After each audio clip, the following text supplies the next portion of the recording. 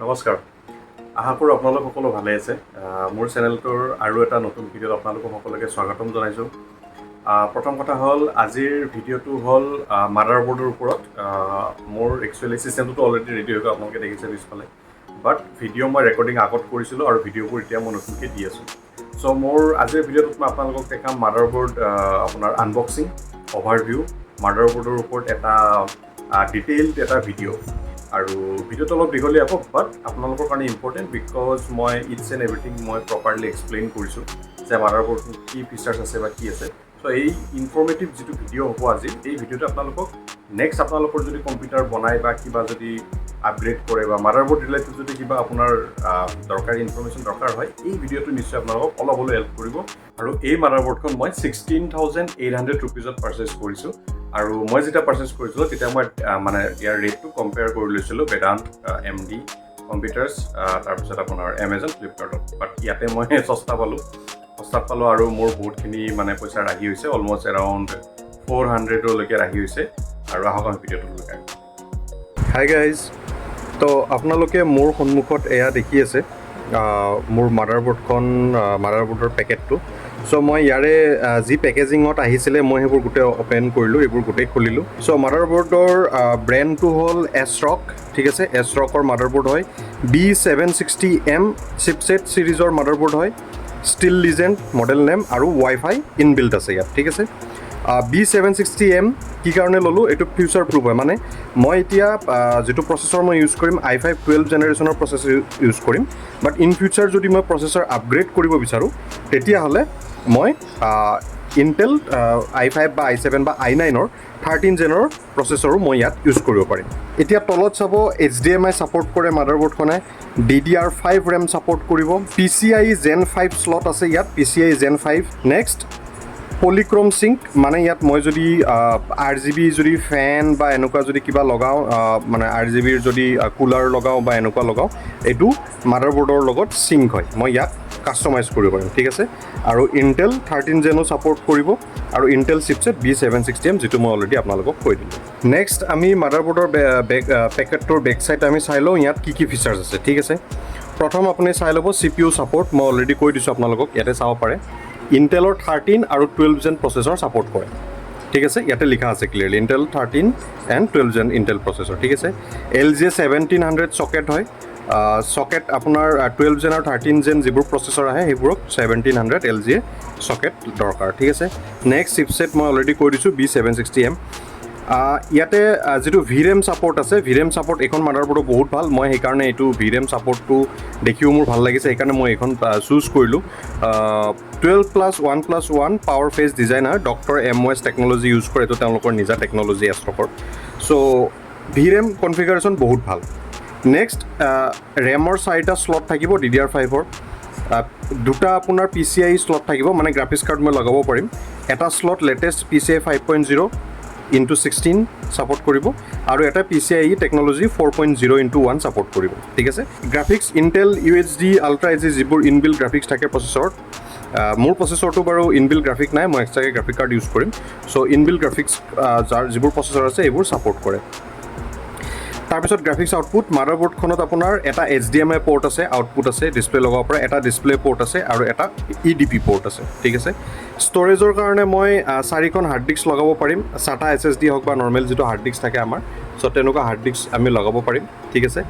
3টা M.2 PCI Gen 4 slot আছে মানে NVMe SSD যে সৰু SSD যে আহে আজিকালি চ' তেনেকুৱা সৰু SSD লগাব পৰা স্লট মোৰ 3টা থাকিব ঠিক আছে তাৰে পিছত মাদাৰবোৰ্ডখনত USB 3.2 Gen 2 Type C এটা ফ্ৰণ্টত থাকিব এটা ৰিয়েৰত থাকিব ছাপোৰ্ট কৰিব ঠিক আছে USB 3.2 Gen 2 টাইপে এটা বেকত থাকিব মানে মাদাৰবোৰ্ডখন ইনবিল্ট থাকিব আৰু 6টা USB 3.2 Gen 1 থাকিব তাৰে 4টা পিছফালে থাকিব মাদাৰবোৰ্ডখন আৰু দুটা ফ্ৰণ্টৰ কাৰণে ঠিক আছে আৰু 6টা USB 2.0 থাকিব তাৰে ভিতৰত দুটা মাদাৰবোৰ্ডত থাকিব পিছফালে আৰু 4টা আমি কেবিনেটত কনফিগাৰ কৰিব পাৰিম ফ্ৰণ্টত ঠিক আছে 7.1 চেনেল অডিঅ' ছাপোৰ্ট কৰে এইখন মাদাৰবোৰ্ডে ঠিক আছে নেক্সট এইটো বহুত ইণ্টাৰেষ্টিং কথা এইখন মাদাৰবোৰ্ডে ড্ৰেগন 2.5 গিগাবিট লেন ছাপোৰ্ট আৰু ফৰ্ম ফেক্টৰ হ'ল মাইক্ৰ' ATX ঠিক আছে মাইক্ৰ' ATX হয় এটা হ'ল ATX বৰ্ডবোৰ যিবোৰ চবতকৈ ডাঙৰ মাদাৰবোৰ্ড আপুনি দেখিছে নৰ্মেল মানে ডাঙৰ চাইজৰ এইবোৰ হ'ল ATX বৰ্ড এইটো তাতকৈ অলপ সৰু এইকাৰণে এইটো মাইক্ৰ' ATX বুলি কোৱা হয় ঠিক আছে আৰু ইয়াত ইনবিল্ট আপোনাৰ 802.1ax Wi-Fi 6E plus support কৰিব inbuilt wireless LAN plus Bluetooth আছে মানে Wi-Fi ইনবিল্ট আছে আৰু লগতে ইয়াতে এণ্টেনাও আছে আপোনালোকে চাব পাৰে ইয়াৰে লগতে মাদাৰবোৰ্ডৰ লগতে Wi-Fi এণ্টেনাও থাকিব এতিয়া আমি পেকেটটো খুলি মাদাৰবোৰ্ডখন চাওঁ আহক তো আমি প্ৰথমতে বক্স কণ্টেণ্ট চাই লওঁ ইয়াতে প্ৰথমতে আমি দেখিছোঁ কিছুমান স্ক্ৰু আছে ইয়াত চ' এইটো এটা স্ক্ৰু অ'কে চ' এইবোৰ হ'ল আপোনাৰ যিটো আপোনাৰ 3টা M.2 NVMe SSD লগৰ স্লট আছে মাদাৰবোৰ্ডত মই যে কৈছিলোঁ চ' সেই 3টা মাউণ্ট কৰা আৰু SSD কেইখন লক কৰা মাদাৰবোৰ্ডৰ লগত তাৰে স্লট হয় দেখিছে 3টা টোটেল 6টা স্ক্ৰু আছে আমাৰ লগত ঠিক আছে এইটো তেওঁলোকে দি দিছে অলৰেডি নেক্সট ইয়াতে SATA কেবল দিয়া আছে আমি এইটো থ্ৰু SATA SSD বা আমি হাৰ্ড ডিস্ক মাদাৰবোৰ্ডৰ লগত কানেক্ট কৰিব পাৰোঁ SATA কেবল দিয়া আছে সেইকাৰণে ঠিক আছে দুডাল তেওঁলোকৰ ফালৰ পৰা প্ৰভাইড কৰিছে চ' এইখন হ'ল ইউজাৰ মেনুৱেল ASRockৰ ফালৰ পৰা তো ইয়াতে এইবোৰ পঢ়ি চাব লাগিব মই যেতিয়া মাউণ্ট কৰিম তেতিয়া এইবোৰ মোক দৰকাৰ হ'ব ঠিক আছে নেক্সট কিছুমান হেৰি দিছে তাইকে কৰিবৰ কাৰণে কেবল মেনেজমেণ্টৰ কাৰণে দিছে গতিকে এইটো আমাৰ কামত আহিব ঠিক আছে আৰু ইণ্টাৰেষ্টিং কথা হ'ল ইয়াত অলৰেডি দুডাল Wi-Fi এণ্টেনা দি দিয়া হৈছে দেখিছে চ' ফাইনেলি এইখন হ'ল আমাৰ মাদাৰবোৰ্ড এতিয়া বক্সটো আমি চাইড কৰি দিওঁ এতিয়া আমি মাদাৰবোৰ্ডখন উলিয়াই চাম ঠিক আছে ৱাও দেখিবলৈ বহুত সুন্দৰ আৰু একচুৱেলি মই এইবাৰ ট্ৰাই কৰিছোঁ মোৰ যিটো ডেস্কটপ মই এছেম্বল কৰিম এইটো মই অলপমান চিলভাৰ আৰু হোৱাইট থিমত মই ট্ৰাই কৰিম কাৰণ মই যিটো CPU কেবিনেট অৰ্ডাৰ কৰিছোঁ সেইটো হোৱাইটে হয় মোৰ ৰেম ষ্টিক হোৱাইট হয় আৰু কেবিনেট হোৱাইট হয় ইয়াতো অলপ হোৱাইট মানে এক্সেণ্ট আছে আৰু ধৰক চিলভাৰৰ লগত হোৱাইট এৰি আছে চ' অলপ চিমিলাৰ লাগিব যদিও মাদাৰবোৰ্ডৰ অৰিজিনেল কালাৰটো ব্লেক হয় ব্লেক এণ্ড হোৱাইট মিক্স আছে চ' অলপ চিমিলাৰিটি আহিব ঠিক আছে চ' এতিয়া আমি মাদাৰবোৰ্ডখনত কি আছে চাই লওঁ আহোঁ চ' ইয়াতে আপোনালোকে দেখিছে 1 2 3 4 গতিকে ইয়াতে 4টা ৰেমৰ স্লট আছে গতিকে 4খন ৰেম ইয়াতে লগাব পাৰিম চ' ইয়াতে মোৰ প্ৰচেছৰটো লাগিব এইটো হিটচিং দিয়া আছে চ' ইয়াৰ পৰা যিটো হিট জেনেৰেট হ'ব এই হিটটো বাহিৰৰ ফালে ঠেলি পঠিয়াবৰ কাৰণে এই ইয়াতে হিটচিং ইউজ কৰিছে এই হিটচিংকে মাদাৰবোৰ্ডত এই পৰ্চনটোত স্পেচিয়েলি যিখিনি হিট জেনেৰেট হ'ব সেইটো ই এবজৰ্ব কৰিব ঠিক আছে চ' ইয়াত এইটো হ'ল M.2 NVMe SSD স্লট ইয়াতে এখন NVMe SSD মই লগাব পাৰিম ইয়াৰে ওপৰতো হিটচিং দিয়া আছে ঠিক আছে নেক্সট ইয়াতে এখন M.2 লগাব পাৰিম ইয়াতো এটা হিটচিং দিয়া আছে কিন্তু থাৰ্ড যিখন হাইপাৰ M.2 এই স্লট আছে ইয়াতে যিখন মই SSD লগাম এই SSDৰ কাৰণে ইয়াত কোনো ধৰণৰ হিটচিং দিয়া হোৱা নাই ঠিক আছে এইটো CMOS বেটাৰী আৰু ইয়াত M.2 Wi-Fi প্লাছ ব্লুটুথ ইয়াতে অলৰেডি চিপ লগোৱা আছে ঠিক আছে এইটো স্লটত অলৰেডি লগোৱা আছে চ' এইটোৰ কাৰণে আমি ইণ্টাৰনেট আৰু ব্লুটুথৰ সুবিধা ল'ব পাৰিম ঠিক আছে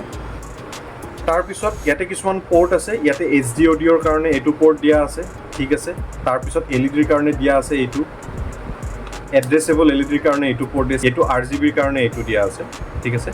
ইয়াতে ফেন দিয়া আছে এক্সট্ৰা ফেনৰ কাৰণে মই এইবোৰ কানেক্টন ইয়াতে দুটা কানেক্টৰ দিয়া আছে ইয়াত ঠিক আছে এইটো হ'ল USB 3.0 ইয়াৰে এটা USB 3.2 আৰু এটা USB 3.1ৰ কাৰণে পৰ্ট ইয়াতে দিয়া আছে ঠিক আছে চ' মোৰ কেবিনেটৰ লগত যিটো কেবল থাকিব ফ্ৰণ্টৰ USBৰ কাৰণে তো মই ইয়াতে কানেক্ট কৰিব লাগিব ঠিক আছে চ' নেক্সট ইয়াতে এইটো পৰ্টৰ এইটো PPM পৰ্ট হয় চ' নেক্সট ইয়াতে দিয়া আছে আপোনাৰ মাদাৰবোৰ্ডৰ লগত যিটো মোৰ কেবিনেটৰ যিটো কানেকশ্যন হ'ব তাত অন অফ ৰিছেট বটনৰ কাৰণে যিটো থাকিব কানেকশ্যন থাকিব সেইটো মই ইয়াতে লগাব লাগিব ঠিক আছে নেক্সট ইয়াতে আপোনাৰ 4টা SSD ইয়াতে স্লট দিয়া আছে ইয়াতে যিটো কেবল তেওঁলোকে দিছে ইয়াত গতিকে বৰ্তমান দুডাল কেবলে তেওঁলোকে প্ৰভাইড কৰিছে গতিকে মই ইয়াত হাৰ্ড ডিস্ক মই ইয়াতে কানেক্ট কৰিব পাৰিম হাৰ্ড ডিস্ক বা SATA SSD মই ইয়াত কানেক্ট কৰিব পাৰিম এইটো চিপছেটৰ ওপৰত হিটচিং দিয়া আছে ইয়াত নেক্সট ইয়াতে এটা ফেনৰ পৰ্ট দিয়া আছে আৰু এখন ফেনৰ পৰ্ট আছে টোটেল ফেন আপোনাৰ হৈ গ'ল 1 2 3 তিনিখন মই ফেনৰ কাৰণে কানেকশ্যন ইয়াত দিয়া তাৰে পিছত